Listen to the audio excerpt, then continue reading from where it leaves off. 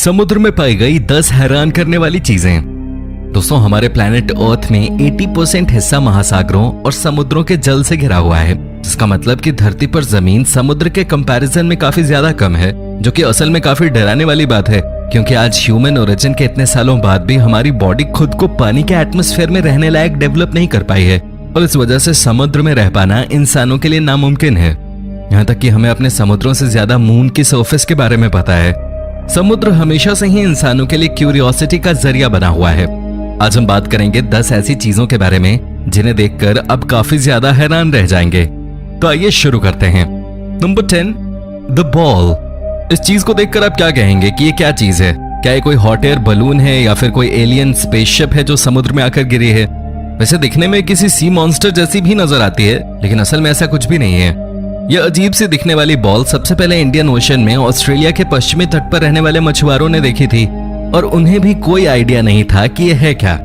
जब उन्होंने पास जाकर देखा तो उन्हें किसी डेड थिंग की स्मेल आई, जिससे उन्हें लगा कि ये कोई व्हेल मछली है जो शायद पेट में काफी ज्यादा गैस भरने की वजह से ऐसी दिख रही है, और हो सकता है इसकी वजह से इसकी डेथ भी हो गई हो। लेकिन ये सच में व्हेल ही है, इस बात का भी किसी को पक्का यकीन नहीं है।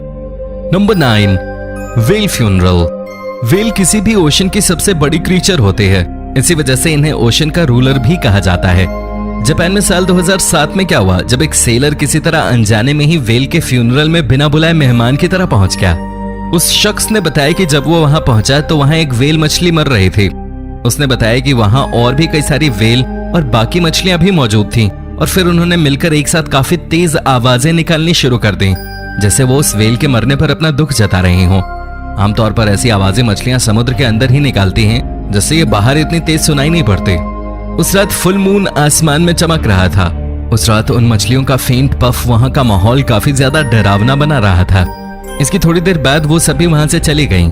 उनकी आवाज से ऐसा लग रहा था जैसे वो उस मरी हुई व्हेल को गुड बाय कह रही हों। ये सीन एक ही टाइम पर काफी डरावना और सुंदर लग रहा था। Number 8, the forgotten battle. World war 2 के दौरान 3 दिन तक अमेरिका की नेवी द्वारा पैसिफिक ओशन में जापान की नेवी पर की गई बमबारी काफी ज्यादा खतरनाक थी। चक लगून में हुई इस बैटल में 6 बड़े जहाज, 32 मर्चेंट शिप्स और करीब 250 एयरक्राफ्ट्स के साथ ही जापान की आर्मी के 4500 लोग भी मारे गए थे, जिनकी बॉडी और मलबा हमेशा हमेशा के लिए समुद्र में दफन हो गया। इस घटना के 75 सालों के बाद भी इस समुद्र में इस बैटल के एविडेंस मौजूद हैं।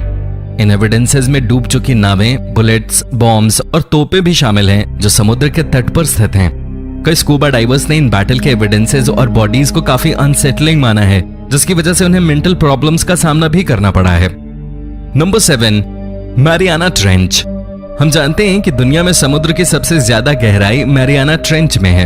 यह ट्रेंच 36,201 फीट यानी कि करीब 7 मील गहरा है, जो पैसिफिक ओशन के पश्चिमी हिस्से में मौजूद है। आज तक सिर्फ 3 लोग ही इस ट्रेंच के बॉटम, जिसे हेडल जोन कहा जाता है, वहां तक पहुंच पाए हैं। इन लोगों में से एक famous movie director James Cameron भी हैं। इतने कम लोग इसमें नीचे पहुंच पाए हैं, इसके पीछे की वजह इसकी खराब कंडीशंस हैं। आप इस पानी में जितना ज्यादा नीचे तक जाने की कोशिश करते हैं, आपकी बॉडी पे उतना ही ज्यादा प्रेशर बढ़ता जाता है। इस ट्रेंच के बॉटम पे प्रेशर 8 टन पर स्क्वायर इंच हो जाता है, जो आपके सर पे 1000 हाथियों को बिठाने जितना प्रेशर है। इसके अलावा समुद्र के गहराई में काफी सारे डरावने और क्रीपी सी क्रीचर्स भी रहते हैं, जिनसे खुद को सुरक्षित रख पाना अपने आप में एक बड़ा अचीवमेंट होगा। Number 6, RMS Titanic. अब जब हमने जेम्स कैमरन की बात कर ली है, तो आपको उनकी मूवी टाइटैनिक भी जरूर याद होगी। टाइटैनिक एक बड़ी लग्जरी ओशन लाइनर शिप थी, जो 10 अप्रैल साल 1912 में इंग्लैंड से न्यूयॉर्क तक की अपनी यात्रा पे निकली थी। इसके 2 दिन बाद 14 अप्रैल की शाम को उत्तरी अटलांटिक महासागर में ये एक आइसबर्ग से टकरा गया। इस एक्सीडेंट के कुछ देर बाद ही इस शिप में पानी भरने लगा और टाइटैनिक डूबने लगा। डूबने से पहले ये शिप 2 हिस्सों में टूट गया और इसके दोनों टुकड़े समुद्र के तल पर थोड़ी दूर में गिर गए। इस एक्सीडेंट से 1517 यात्रियों की डूबकर मौत हो गई, जबकि सिर्फ 706 पैसेंजर्स ही उस हादसे में बच पाए। टाइटैनिक के डूबे हुए हिस्से साल 1985 में समुद्र में पाए गए। जेम्स कैमरन ने साल 1999 में अपनी मूवी टाइटैनिक बनाने से पहले खुद भी 12 बार समुद्र में डाइव करके टाइटैनिक से जुड़ी रिसर्च की थी। Number 5, Neptune memorial reef. समुद्र की सतह से 46 फीट नीचे फ्लोरिडा के मायामी आइलैंड से 3 मील की दूरी पर मौजूद ये पानी के नीचे मौजूद कब्रिस्तान किसी अजूबे जैसा लगता है। नेपच्यून मेमोरियल रीफ को साल 2007 में खोला गया और इसमें 1,25,000 से ज्यादा रिमेन्स की जगह मौजूद है। इसमें रिमेन्स को रखने के लिए उन्हें पहले सीमेंट के साथ मिक्स किया जाता है। ये रिमेन्स इसे दुनिया की सबसे बड़ी आर्टिफिशियल रीफ का दर्जा दिलाते हैं। ये ग्रेवयार्ड दिखने में काफी ज्यादा खूबसूरत लगता है और रिमेन्स को यादगार बनाने का ये काफी अच्छा तरीका भी है। Number 4, dementors. किसी आइलैंड के कोस्ट पर समुद्र में मौजूद लाइट हाउस में ड्यूटी करने वाले एक गार्ड के अनुसार एक रात जब वो लाइट हाउस पे पहरा दे रहा था तब वहां काफी ज्यादा कोहरा था। वो कोहरा काफी ज्यादा घना था, इतना घना कि उसे आसपास 10 फीट तक की डिस्टेंस पे मौजूद भी कोई चीज ठीक से दिखाई नहीं दे रही थी। तब उसके सीनियर ने उसे कहा कि उसे पहरा देने की कोई जरूरत नहीं है क्योंकि वहां से कोई बोट या शिप के जाने की खबर उन्हें नहीं मिली थी। वो ये बातें कर ही रहे थे कि उसने कुछ टकराने की आवाज सुनी। उन्होंने वहां पर काले कपड़े से ढका कोई आकार अपनी तरफ आते देखा। वो उनकी तरफ बढ़े जा रहा था। वो उनके करीब आया और वो बुरी तरह डर चुके थे, लेकिन थोड़ी देर बाद पता चला कि ये कोई काला फ्लैग है जो कहीं से उड़कर उनकी तरफ आ गया था। Number 3, Saint Elmo's fire. समुद्र में सेंट एल्मोस फायर नाम की घटना तब घटती है जब इसके होने के लिए इलेक्ट्रिक फील्ड में परफेक्ट कंडीशंस बनती हैं।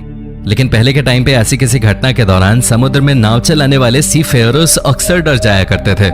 असल में इस फायर में एक ल्यूमिनस प्लाज्मा उनकी बोट को घेर लेता है, लेकिन उन्हें ऐसा लगता है कि ये किसी घोस्ट की ब्लू फायर है जो उन्हें जान से मारने आई है। सेंट एल्मोस फायर की घटना कई साल पहले 1832 में चार्ल्स डार्विन द्वारा भी मेंशन की गई है, जिसकी वजह से वे भी काफी ज्यादा डर गए थे। नंबर 2, बाल्टिक सी एनॉमली। स्वीडन की ओशन टीम द्वारा साल 2011 में ये अजीब सी एनॉमली ढूंढी गई थी। उस टीम को 200 फीट की गहराई पर एक सर्कुलर ऑब्जेक्ट जैसी कोई चीज नजर आई थी। ये किसी रैंप या दरवाजे के जैसी दिखती थी। उनका यह भी मानना था कि इसकी वजह से उन्हें अजीब सी इलेक्ट्रिकल इंटरफेरेंसेस का सामना भी करना पड़ा था। साल 2012 में एक न्यूज पब्लिकेशन डेली मेल ने इस स्टोरी को किसी यूएफओ की क्रैश लैंडिंग या अंडर वाटर टनल से रिलेटेड होने का दावा किया था, जिसके बाद से ही इस स्टोरी पर कई तरह की कॉन्स्पिरेसीज बनती रही कि ये चीज है क्या और इस समुद्र में पहुंची कैसे। हालांकि वहां की सरकार ने इसके एलियन स्पेसक्राफ्ट होने के दावे को गलत बताया है, लेकिन सच क्या है किसे पता। Number 1, UFO lights. साल 2019 के अक्टूबर में यूनाइटेड स्टेट्स के नॉर्थ कैरोलिना के तट के पास कुछ ऐसी अजीब सी और चौंकाने वाली लाइट्स जलती हुई देखी गई थी। इस वीडियो को जरा गौर से देखिए। इस वीडियो को YouTube पर विलियम गाय नाम के एक शख्स द्वारा अपलोड किया गया था। इस वीडियो में ये लाइट्स समुद्र के ऊपर आसमान में खास तरह की फॉर्मेशन बनाकर उड़ रही हैं, जैसे ये कई सारे प्लेन्स या एलियन यूएफओज हों। ऐसा भी दावा किया गया कि ये लाइट्स शायद किसी मिलिट्री बेस की होंगी, लेकिन बाद में वहां मौजूद बेस ने ये बात कंफर्म की कि उस वक्त कोई भी एयरक्राफ्ट वहां से उड़ान पे नहीं निकला था। तो फिर आसमान में दिख रही ये लाइट्स क्या हैं और कहां से ग्लो कर रही हैं, इसका जवाब किसी के पास नहीं है। तो दोस्तों, ये थी आज की वीडियो। पसंद आई हो तो इसे लाइक और शेयर जरूर करना, और अगर आप हमारे चैनल पे नए हैं तो इसे सब्सक्राइब भी कर लेना। धन्यवाद।